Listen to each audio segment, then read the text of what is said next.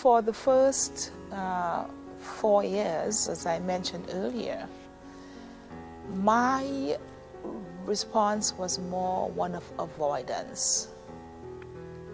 So with holidays like Christmas and Thanksgiving, when it's a time that families would get together, I would seek the company of my extended family rather than having to deal with the absence of a spouse. If grief is not allowed to proceed properly and thoroughly, it can wreak enormous havoc in the lives of individuals or families. Sometimes people are denied the opportunity to grieve thoroughly, and grief repressed is grief unresolved. It can manifest itself again later on in life in the inability to form lasting relationships. Unbefriended dark emotions that are ignored create an emotional logjam. In the weeks and months that followed, I can now look back and see that I had not handled grief the way I would like to see someone else handle it.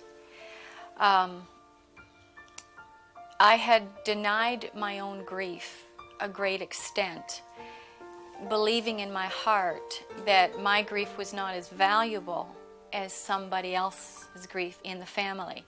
For instance, my parents had lost their daughter.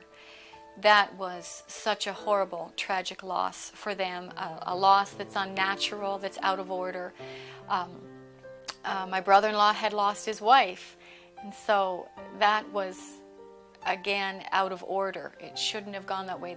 The children had lost their mummy. So having lost a sister, though it was huge in my mind, I didn't allow it to be huge because others' grief was so much greater and the loss was.